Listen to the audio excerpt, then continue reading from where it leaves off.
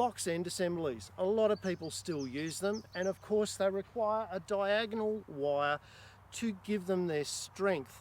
Knotting these wires is a really tricky job, and joiners aren't always satisfactory either. Today we're going to have a look at another technique for setting up a brace wire on a box end assembly that is called the Knotless Box End Assembly.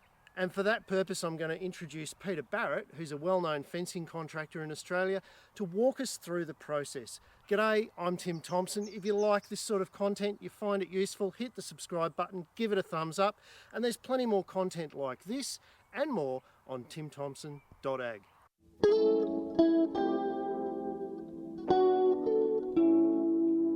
G'day Pete, how you doing, mate? Tim, how you going, mate? Oh, I'm good, thank you. Thank you very much for having us out here. Yep. I really appreciate the tips and tricks that I get from you when we chat from time to time.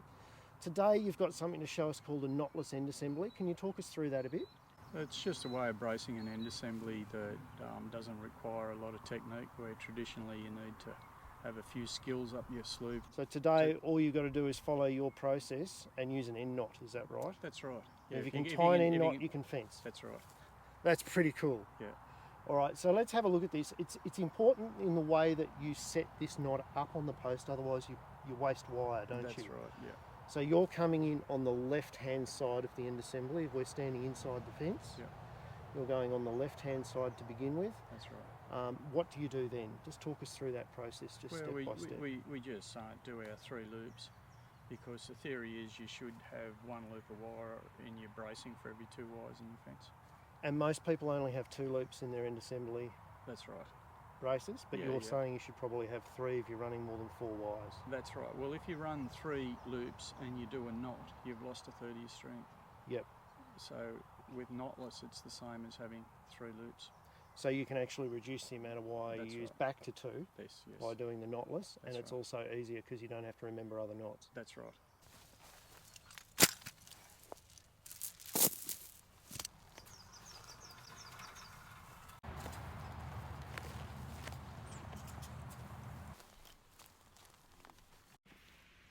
So I'm going to go through this footage a couple of times because the way Pete runs this out is backwards to what you would normally do. You can see he's actually pulling on a loop of wire that he then curls around the strainer post on each pass and then just flicks the tail over to start the next loop. It is backwards to what you think, but it means he doesn't have to pull anything through staples and the loops stay in place. Let's talk to him about it. So Pete, talk us through your wrapping the wire around the post as well. A lot of people will put their staples in and insert the wire through the staple and walk it around several times, myself included. What you're doing is you're actually setting your wire up without actually going through the staple. You've just got it there as a bit of a stay, and that makes the process a lot quicker and easier, doesn't it? Oh, it does. You know, like it's hard to thread a wire through a hole, so Yeah. just throw them over. And really, once it pulls into the timber and doing its job, the staple doesn't do much at all. So your tip is don't use your staples to secure the loops. Use the pressure on the wire to secure the loops. That's right. Yeah. And the way that you were walking that out, you weren't fighting around the post at all. No. Yeah. It's got to be quick.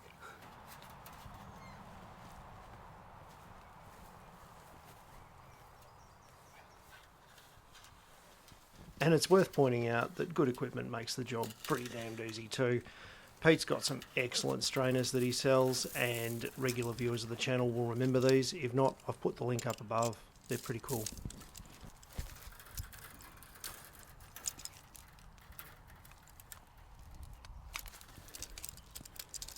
Now, talk us through how you've set these strainers up, because this is important for the knotless wire, the position of the strainers.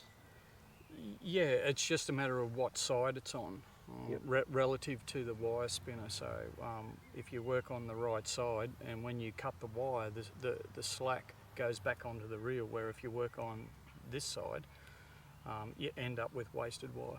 So to perform this technique, it's also really important where you set your strainers up on the wire. You've set your strainers up right in the middle of this loop, Yep. leaving a bit of spare wire on each end of your strainers. Yep. Because that's what you're going to use to tie this off, is that correct? That's correct, yep. All right, let's watch you do that, and we'll talk through that process as well. No worries.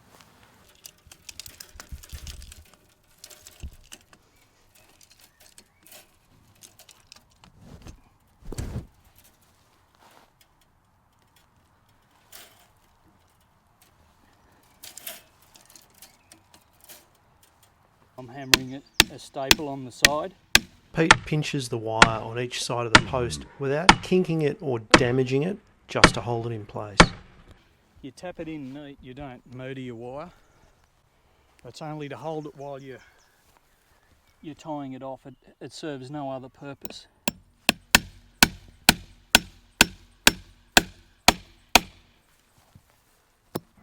Now that I've secured the wire, I take this wire that's on the back of the strainer and I'm going to leave enough length on it to tie off on the opposite side. So I cut that, and we've got a loose wire here, and we've got two here. So we bring this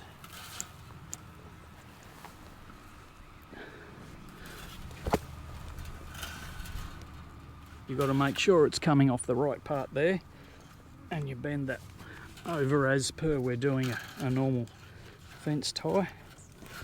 And if you want to see how to do the fencing knot, look in the link above.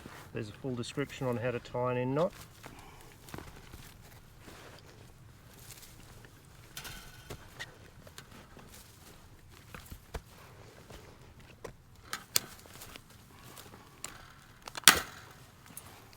Then we grab the other one that's loose on the opposite side, we cut that,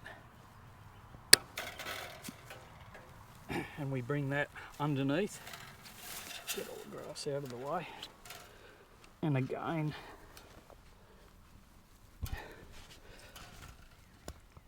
we bring that around.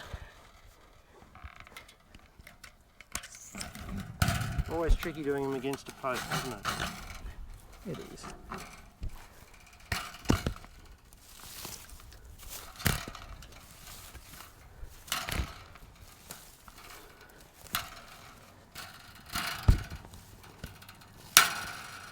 Now's the point when we put a staple in, and it's really only there to stop stock bumping it off. Done. So Pete, there we have it. There's our knotless tie. You've not only saved us time, because you've taught us not to go through the staples, just to go around them as a guide. Yep. You've made the assembly stronger, and you've saved us a loop of wire. That's it. It's easy. Mate, thank you very much for your time. You're welcome. Fantastic little tip. Guys, if you want more tips like this, don't forget, hit the subscribe button, give it a thumbs up, and there's plenty more on timthompson.ag, including some other fantastic videos with Peter coming your way soon. And the good thing is there's no waste with this technique, because we worked on the right side of the strainer. The waste wire that we use to pull it tight goes back onto the spinner. It's simple.